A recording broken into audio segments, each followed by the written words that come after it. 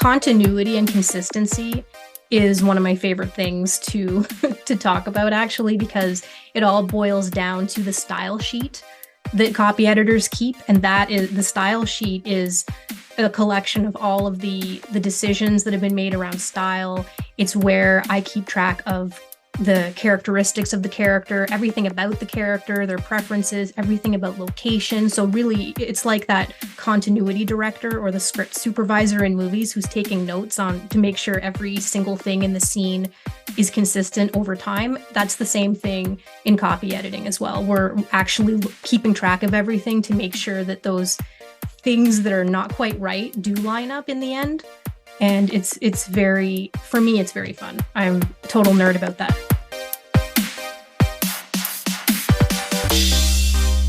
Welcome to the Stark Reflections on Writing and Publishing podcast. There has never been a better time for writers. More information, options, and opportunities are available to you, but navigating these requires insight. Join Mark Leslie Lefebvre as he draws upon more than a quarter century of experience as a writer, a bookseller, and a trusted book industry consultant to explore and reflect on the writing and publishing landscape to help you make informed choices on your writer journey.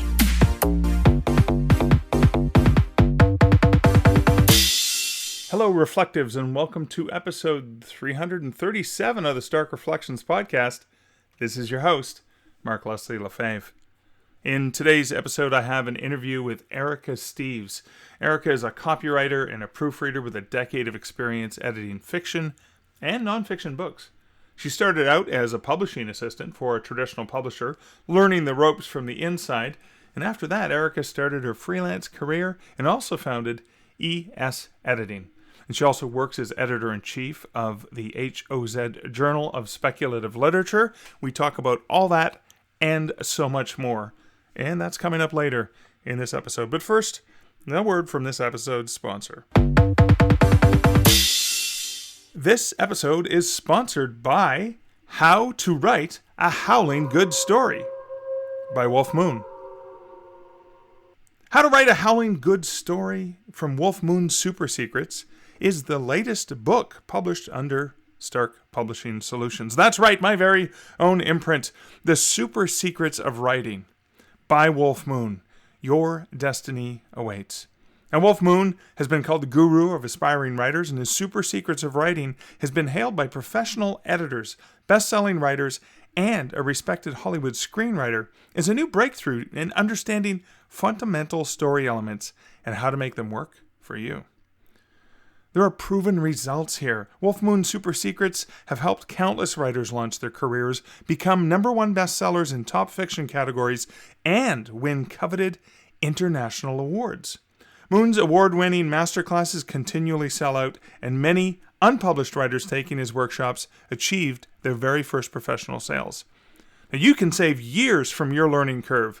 Moon's methods cut the bull from writing instruction, understanding story structure made easy, guaranteed to entertain you as you learn how to weave the elements of engaging stories into your work.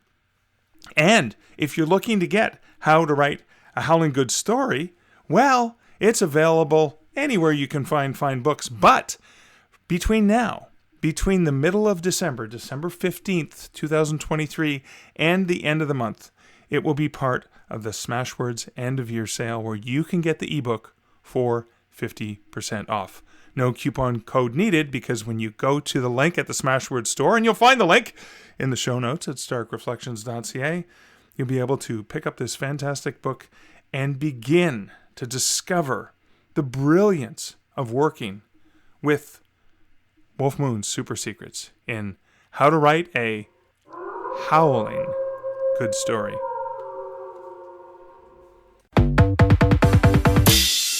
In terms of a personal update, I am at wit's end right now. I had started to work on the podcast on a new computer that I bought during one of the Black Friday sales from Lenovo. A fancy new computer, just because some of the work that I'm doing, especially in Audacity on the podcast, the lag time and stuff that's happening on the computer I have, and the computer I have on its very last legs. I thought today I would, as I've been spending time installing new bits of software on the new laptop, because there's tons of things I need to transfer over, I thought I would do the new episode of the podcast on my new computer. And I got started on it, and I was working on it, and I needed to install a plugin for Audacity, and lo and behold, I got the blue screen of death. And I tried rebooting it about a dozen times, and trying all kinds of things, and I kept going back to the blue screen of death. So after wasting about an hour and a half, 2 hours, I moved over back to the other older, crappier computer where I did this. And so I'm at the end of the day, and throughout between meetings and stuff like that, working on that. Normally I like to have, well, I'll be honest with you, I don't get this things done on time. But as it stands now, I am gonna cut out any other personal update. I'm just going to launch right into the interview so I can wrap up getting this episode out the door and packaged and edited and processed and all those things, so that I can figure out what's going on with my computer, and hopefully give some other personal updates that are a little bit more sunshiny in the next episode. But without further ado, here is Erika Steeves and my wonderful conversation with her.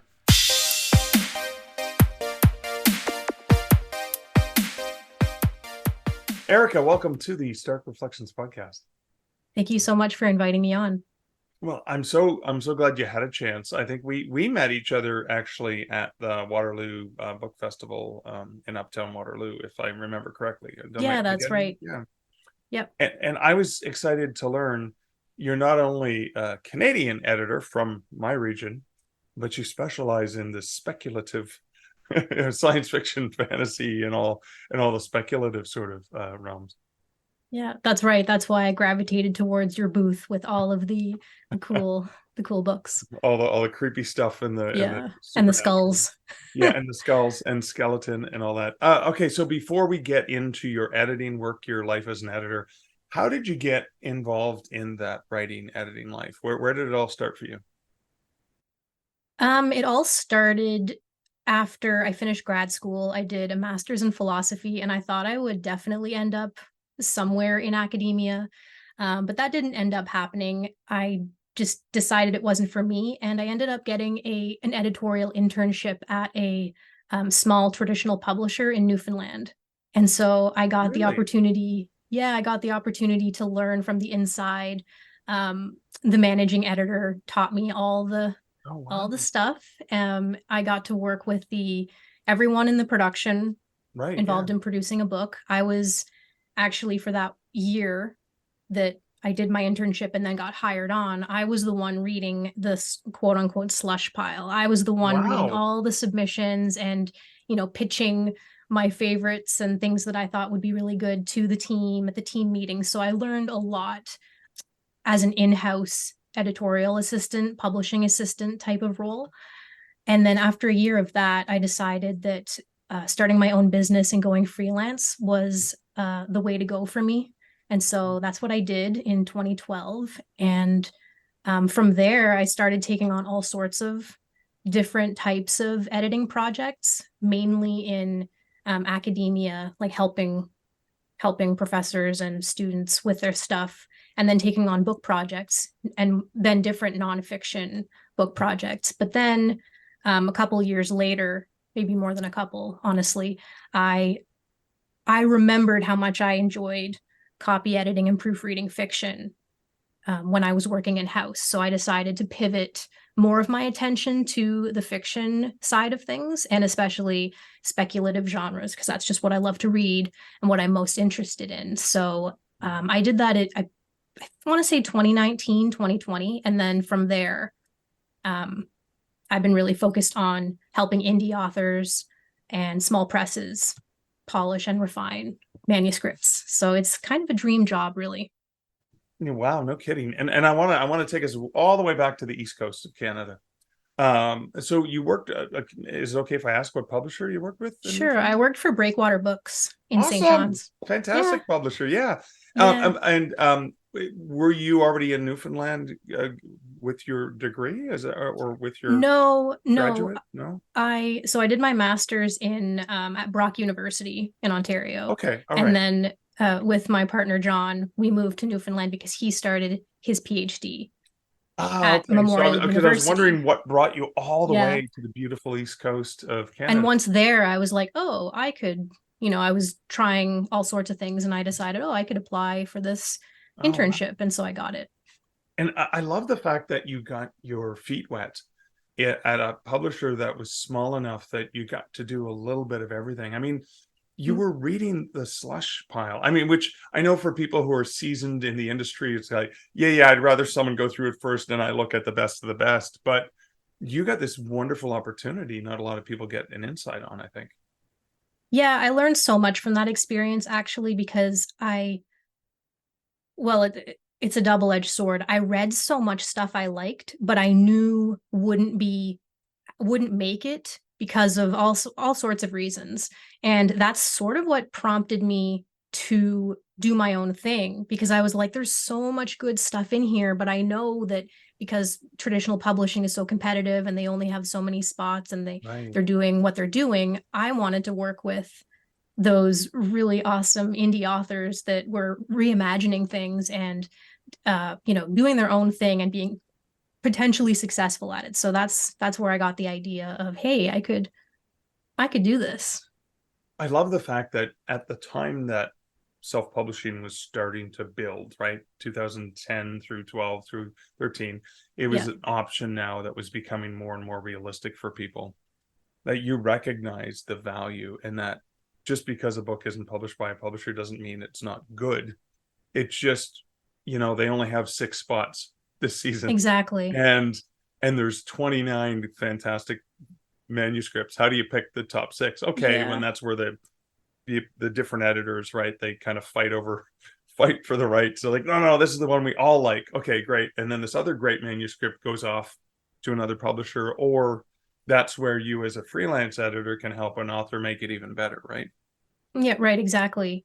And the hard part though is I also was the one who had to send the rejection letters.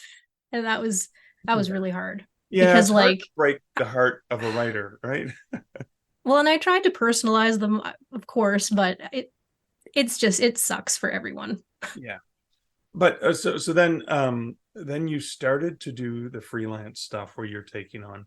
How does that work? I'm not going to get into the types of editing that you do, and obviously there's a lot of confusion when people think editing.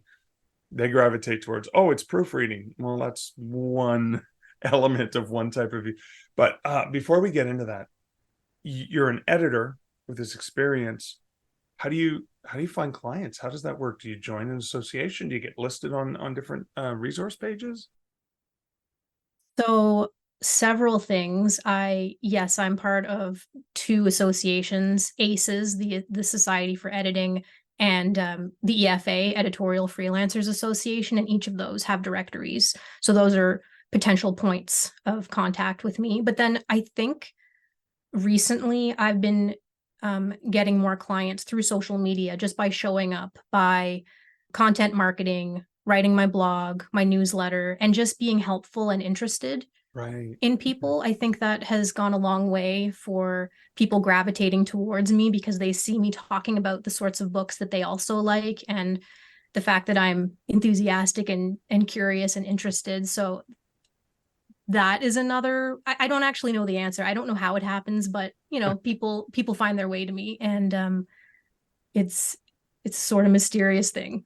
I love that parallel with the editor does the same sort of thing on social media as the writer, is display your abilities, provide content for free, provide value, entertainment, information, and Yes. a percentage of those people who enjoy that will go, oh, wait, I need an editor.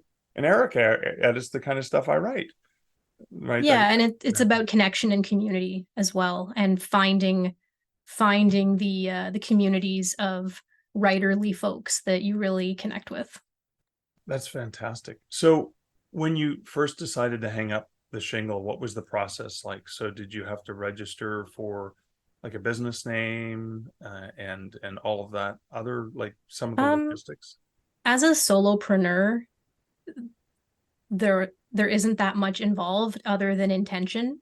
Okay. But that's the thing with editors. There's not, well, in Editors Canada has a certification process, but in general, there is no, major way that editors are certified. It's more like you get your experience, you hang out your shingle, you do good work, you develop a portfolio, you continue with professional development and fine tune your skills. But there's, with most editors, it's not necessarily the case. Well, that's not true. Maybe with me it is. I learned on the job. Many editors go through and get their certificates and stuff. But for me personally, I learned on the job and then continued learning in my own way, I guess, out in the world doing my thing. Right. So well, every editor has a very different journey.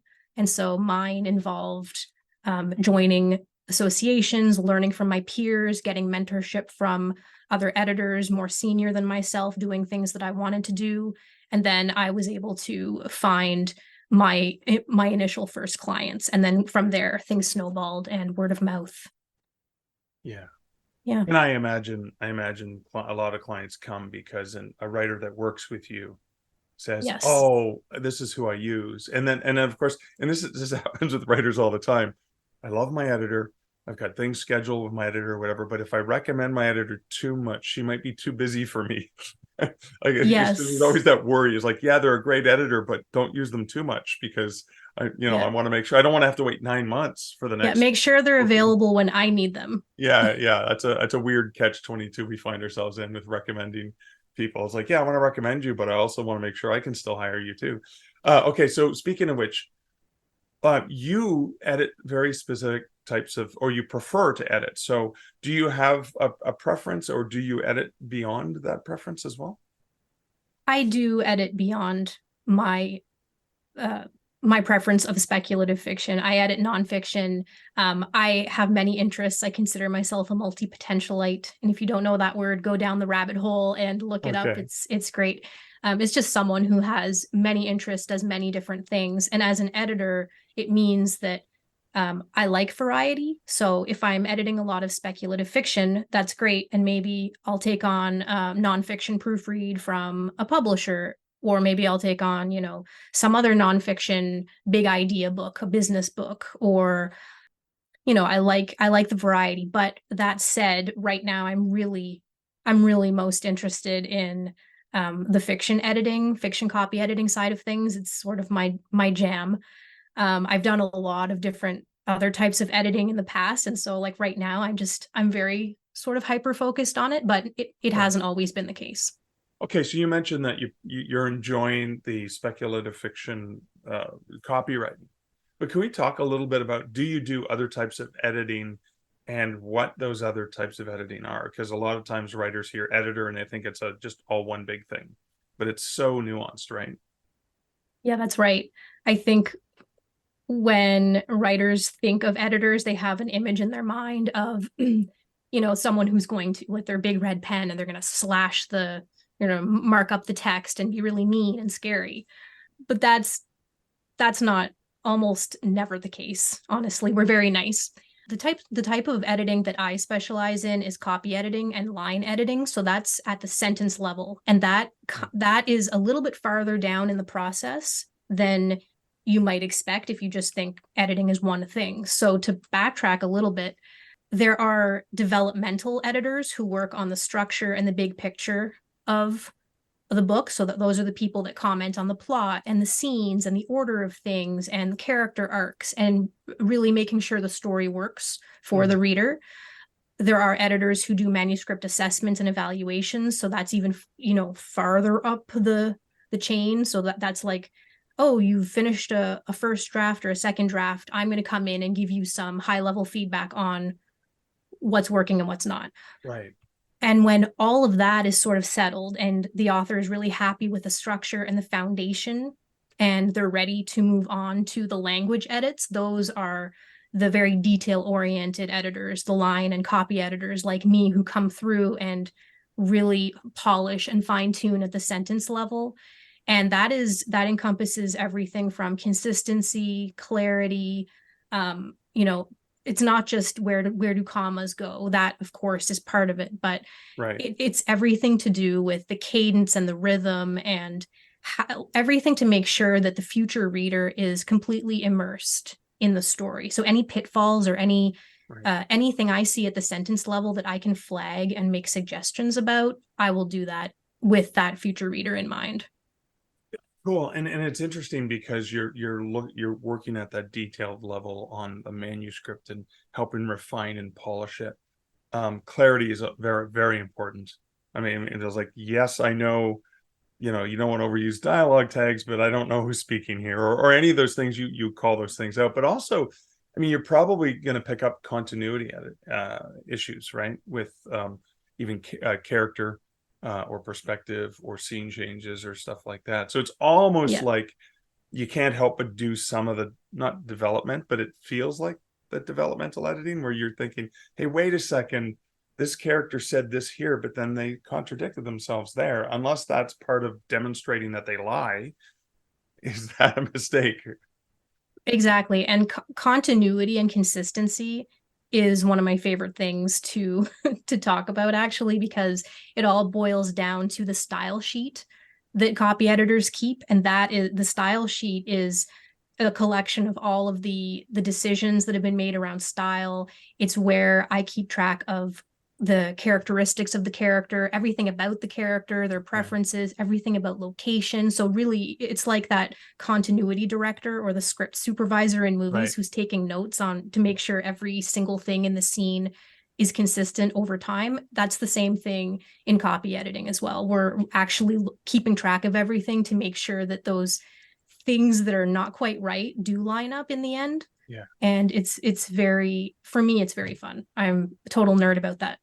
I love the way you compared it to that script continuity. So it's like, so the character's drinking a glass of water, and the way that the scenes have been re-edited, the water's going from this level to this level to this level to this level, as opposed to consistently going down as they keep drinking. But that's kind of like, that's the visual of what you're actually looking at as well. Yeah, I actually just had a very similar thing in a space opera I edited recently, where someone was eating lunch and then they started eating lunch again a couple paragraphs later, even though they were done. So like something happened, in the development of the scene. And those are the sorts of details that it's very, very hard to see as the author who's so immersed in those details. And you have, 27 versions of this thing in your mind, and I'm coming in fresh eyes.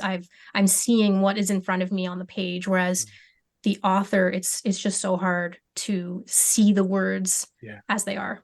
And I was like, and the character started the car 4 times. Or whatever.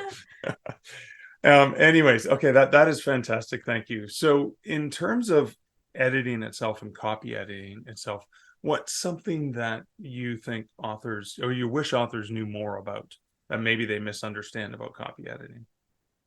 I guess I wish that authors, instead of seeing editors as adversarial and as people coming in to like destroy their baby, their good work, I would love for authors to think of their editors as creative collaborators, as people that are on their team who want to help them publish the best version of their manuscript, and all of the edits are really suggestions. I mean, beyond the mechanics, the mechanical edits that are, based on the Chicago Manual of Style, for example. If it's fiction, that's one thing, but like, other suggestions that an editor might say, as the author, you can reject that if you want. You have the autonomy and the authority to decide whether or not to take some of those suggestions. And I think that's an important piece in the give and take of the editorial process and working with a copy editor, is to realize that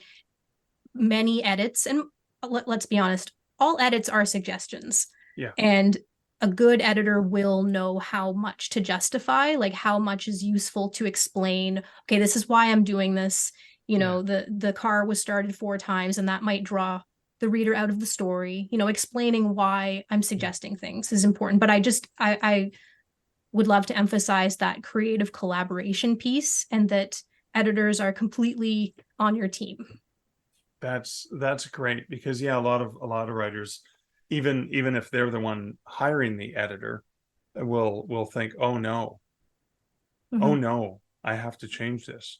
And that is the case. I think for my experience, I usually accept about 90 to 95% of the changes. And sometimes, like, no, I know this is improper in a certain terminology, but it's important for some other reason.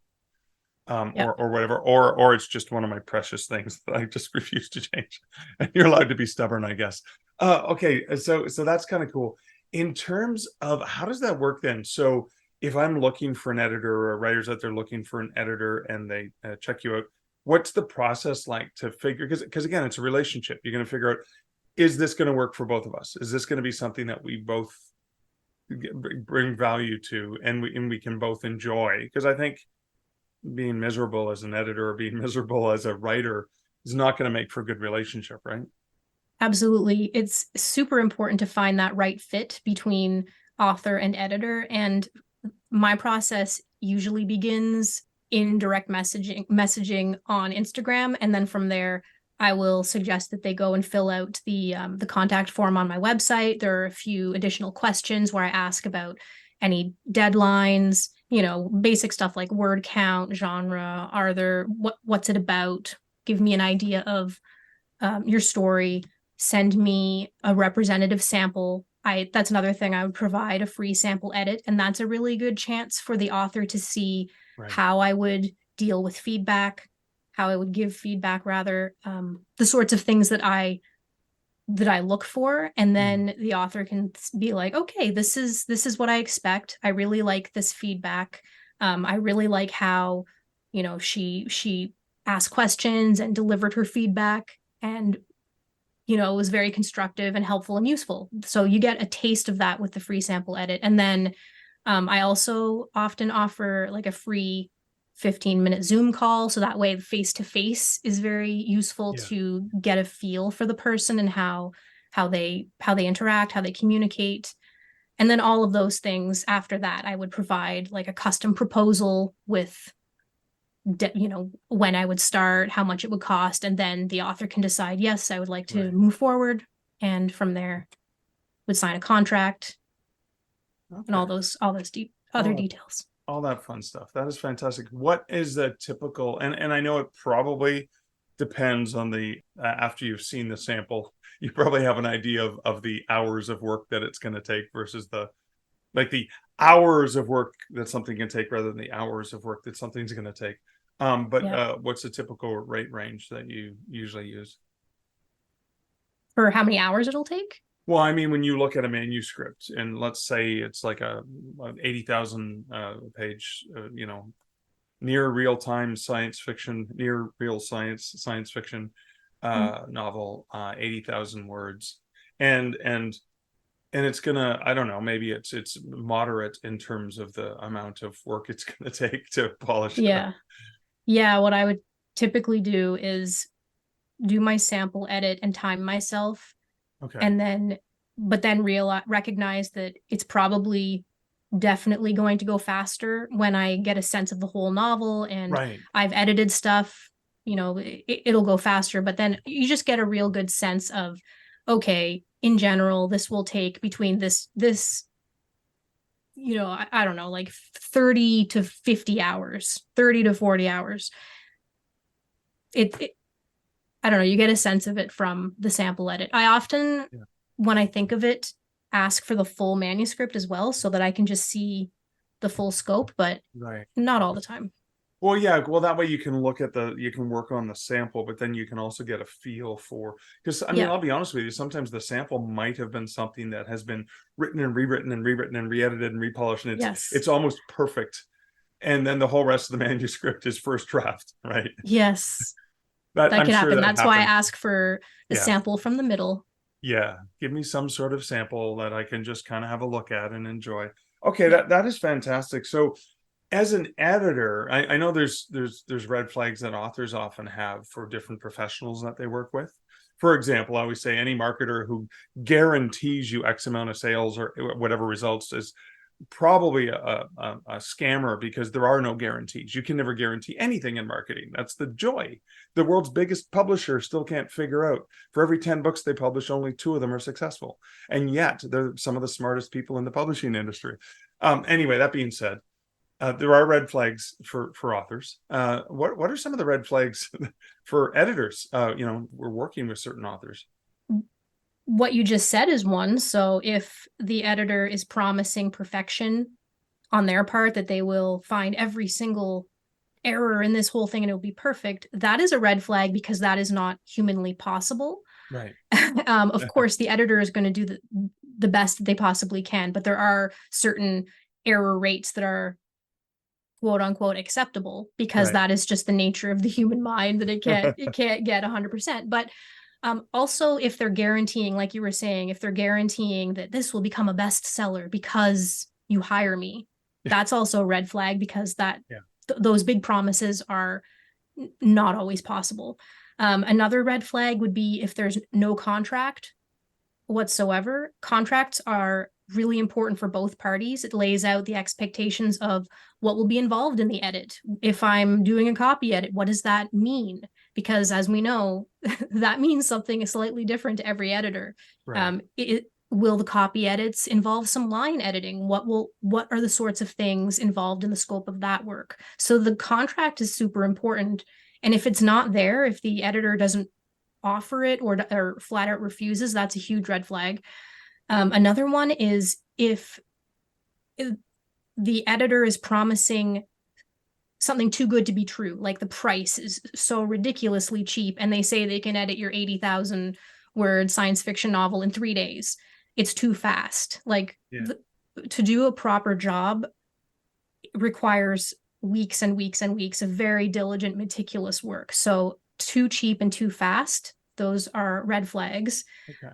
Also, if they won't do a sample edit of some kind, like often there are editors who offer free samples, but not always. Some editors will charge a small fee. But if they refuse to show you a sample, or they have no portfolio, or there's just no indication that they have any experience at all, and yet they claim that they do, like these are things to watch out for. And that's why it's very important to go to the editor's social media and their website and just see what they're talking about, see how they present themselves. Are they part of associations? Do they have a portfolio where you can actually see some of their past work? Can you find it on Amazon? Can you see, can you go and actually look at the first 10 pages for free on Amazon and see, like, does this look good? Does this read well? Yeah. So okay. There are ways you can make sure that you find a good fit editor. And those are some of the red flags that I would definitely reconsider if they come up. Okay, cool. What about on the opposite side? Are the things that as an editor you look at and think, oh, this is an author I'm not going to have a good experience with? Yes, mainly it has to do with many of those things actually. So for example, if the author really wants an incredibly fast turnaround, that's not going to work in my schedule, and even if I had wide open schedule, it's just not going to like I couldn't even possibly do a good job in 2 days, if the timeline is too tight, if the genre is not something that I edit or want to edit, if it's a topic that I'm like, nope, that is just not something that I would feel comfortable doing or would be very good at. I have a network of editors I know. I could probably connect them with a better fit editor. What else? Well, just if the author is very, and this goes both ways, author and editor, if they're very prescriptive, if they're very, like one way or the other, like telling the other person exactly what to do and you must do these things, and there isn't that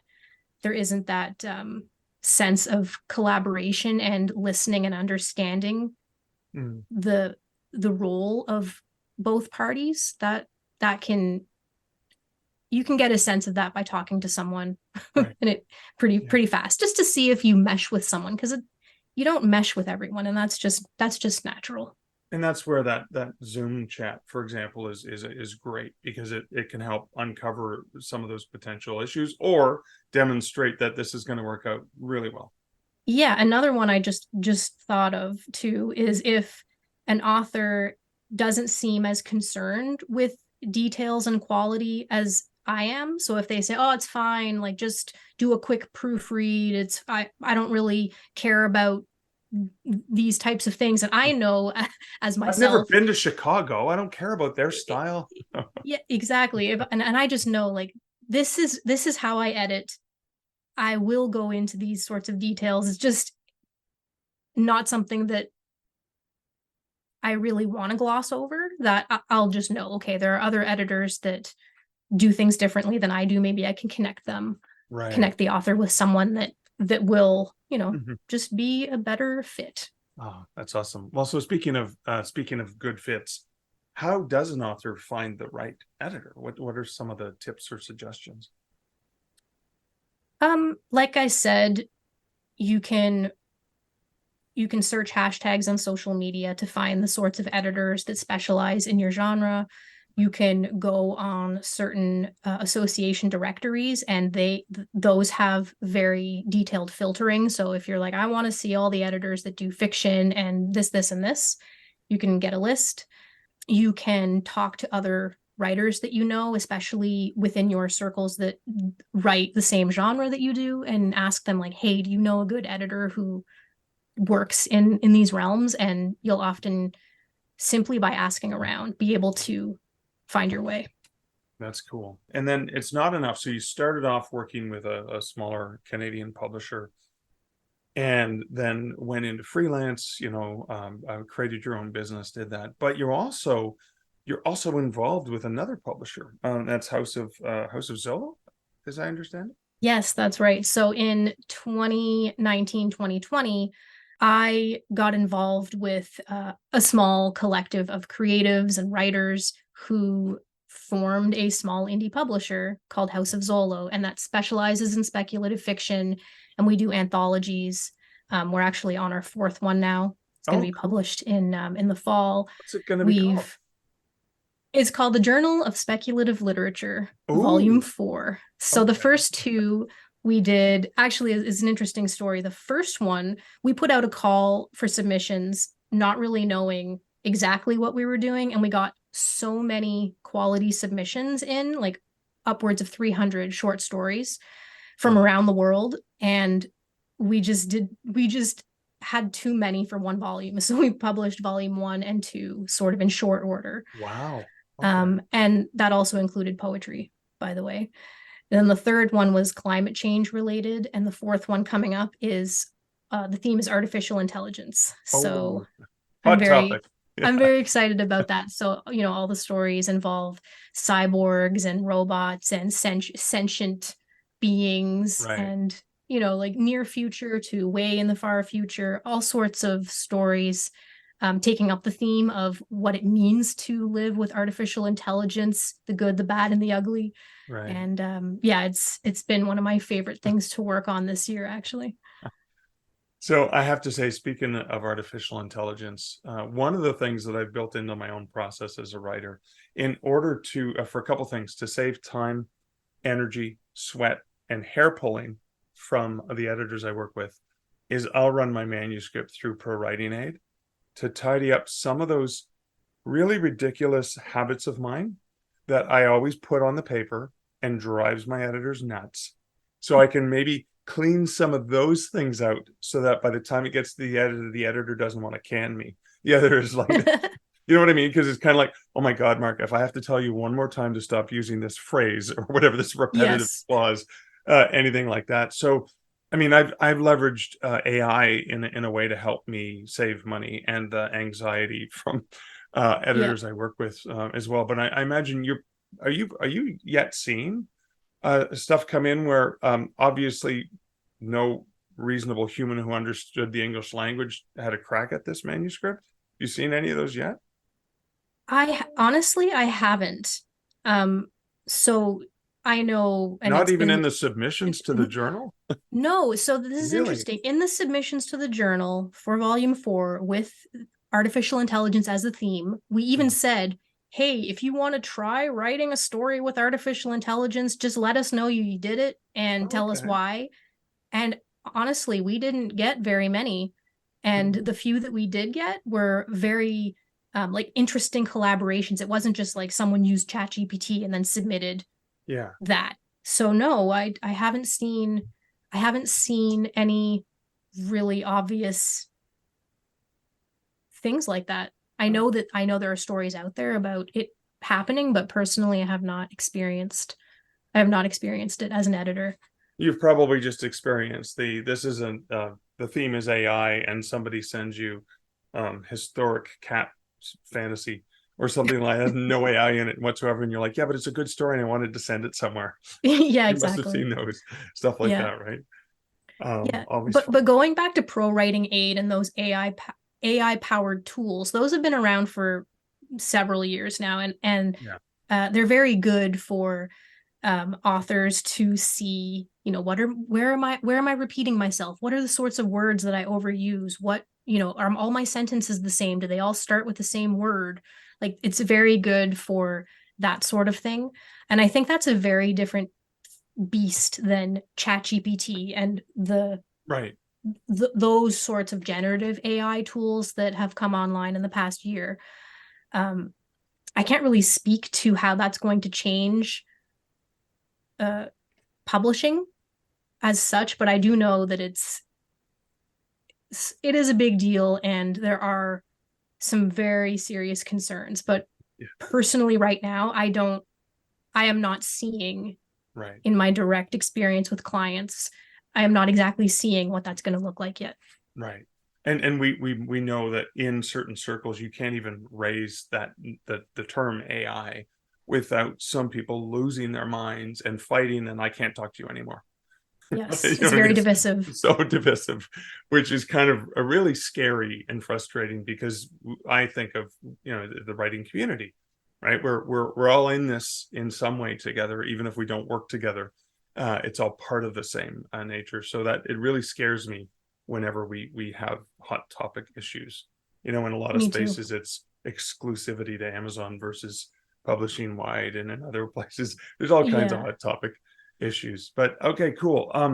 So where can people find out more about you online, check to see if they may be interested in hiring you as an editor, etc.? People can find out more about me and my services on my website at erikasteeves.com. And if you're interested in the House of Zolo speculative fiction, our anthologies, our dystopian novel, and the short stories and all that good stuff, you can visit houseofzolo.com. Awesome. And as we just wrap up, I just want to leave like one final question for you: is advice that you wish writers could have, that you would just want to endow them with? It may have to do with working with an editor, it may not, but what's some advice that you'd love to leave writers with? I would love writers to write their books and just do the thing that you want to do. If you have it in you to uh, write a series, even if it's not marketable and you really want to do it, I think you should do it. If you want to learn more about marketing and learn how to actually make money and be a career author, I think you should go ahead and do it. I really just want to empower anyone in these creative endeavors and these creative dreams to go after it. And I think editors can really help you along that path. But just make sure that you work with editors that empower you and encourage you and want to see you thrive and want to work alongside you as you make your dreams come true. Oh, beautiful words of wisdom to close out our interview with. Erika, thank you so much for hanging out with me today. Thank you so much. I just want to reflect on the advice that Erika ended the conversation with. And that was that important aspect of the way that she just wants to empower writers. If you want to write something, even if it's not marketable because it's something you're really passionate about, go ahead. If you want to learn a particular marketing technique, because you believe that's going to help you with your business, go ahead and do that. And also, she advises writers to work with people, to partner with people, to collaborate with people who empower and encourage you. Also, close to the end of the conversation, we brought up the very divisive topic of AI. And that's a heated topic. We spend so much time fighting and arguing about what's right and what's not right, when the reality is that there is no one right thing for any one person to do. And the closest you can get to the right is the right thing for you, but also, and I believe very strongly in this, is focusing on those areas and those realms with the people and platforms and entities and pastimes and procedures that empower you, that allow you to do the things you enjoy doing, that you're passionate about doing, the stories you need to tell, that empower you. We so easily fall prey into focusing on the negative. We fall prey into working with people or doing things because we think we have to do it because you have to do it this way. And I want to remind you of that so important element of that empowerment. Look for the people who empower you. Just like Mr. Rogers said, in times of strife and tragedy and turmoil, look for the helpers. Erika is one of those helpers. I love the way that she likes to work with writers and does the sample and the whole thing, because she's really just wanting to help the writer come up with the best manuscript they can for their readers. And again, if it's not the type of manuscript that she feels she can add value to, then she probably won't propose that you work together. Look for the helpers. Look for the empowering people. Look for those people who are willing to empower and to encourage you. Well, that's it for this reflection. If you enjoy the podcast, I encourage you to please share it with a friend that you think might find value in it. Leave a review on wherever you listen to podcasts. That does make a huge difference. Just like, of course, leaving reviews for books that you love are great. They help writers and they encourage and they empower them. Haha, see what I did there? But great interview with Erika. I, again, hope you enjoyed this. Thank you so much for spending your time with me for this past hour. Until next week, and until next episode, this is Mark Leslie Lefebvre wishing you great writing and good Stark Reflections. Thank you for listening to the Stark Reflections podcast. You can find show notes for each episode at starkreflections.ca.